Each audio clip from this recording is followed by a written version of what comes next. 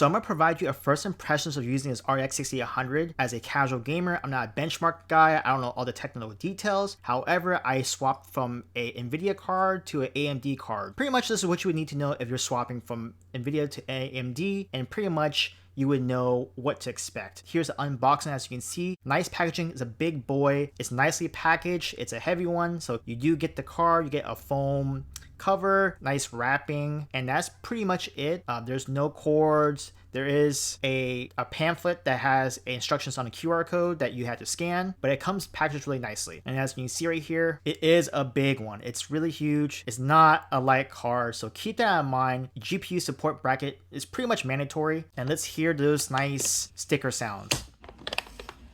And here's the card. There's still some wrap on it, and this is comparing to my old NVIDIA 2060 Super card, a lot smaller, but that's what I'm changing it from. So here we can compare the two cards, my old RTX 2060 Super from NVIDIA compared to the RX 6800 from AMD, double fan to triple fan.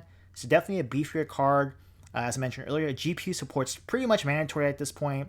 The size difference is gargantuan, as you can see right there. This is the clip of my old RTX 2060 Super from NVIDIA. As you can see, it's a smaller card, whereas the RX 6800, you have to account for the size and also the bracket location because it's huge. So the physical installation was very easy, taking out the old card, putting in a new card. But now I had to figure out the case setup because the 6800 is so long.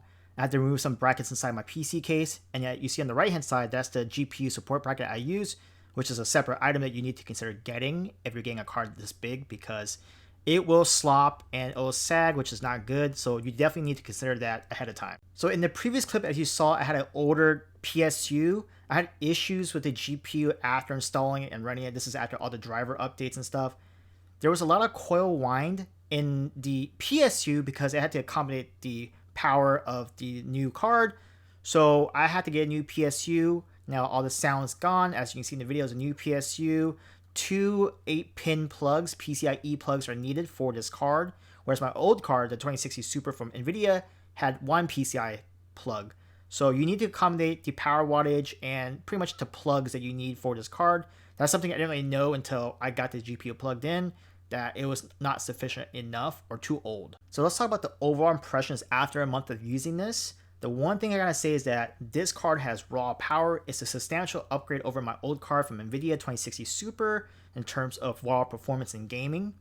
However, I found the biggest issues were with its drivers. So something you have to keep in mind that when you install this, you need to wipe out any old drivers that you have from any GPU. It could be from NVIDIA or AMD.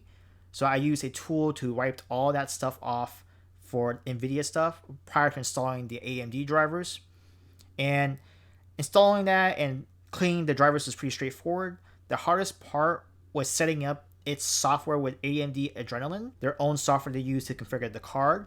If you're coming from NVIDIA going to AMD, just know it doesn't get a little bit more complicated. There are way more options, which means there's way more issues that could happen if you don't know what you're doing. But also I found the AMD software has been not as stable as NVIDIA. I had that NVIDIA card for many years and I had barely any issues with the graphics or software stability, whereas the AMD software, the Adrenalin, for example, would glitch, it would be unstable, it would crash. When we're talking about raw performance in gaming, again, this is not a video where I'm talking about spec. I'm not really familiar with that. All I can tell you is that if you're looking for raw performance, this GPU can do it from the RX 6800. However, just be aware that there might be some AMD glitches on the software side, which might be annoying. You know, there's some flickering, some glitching, some stuttering sometimes. I had to tune the stuff in the software to make it more livable. And after about a couple weeks of messing around, it's been more stable. But I have read that that's something you should be aware of for AMD, that there's so many options, but it's not really straightforward on how to make it run smoothly. So it's not simply a plug and play in terms of running it well, whereas I had that experience with NVIDIA cards. Overall, after having this AMD card for about a month and running it, I am enjoying the power difference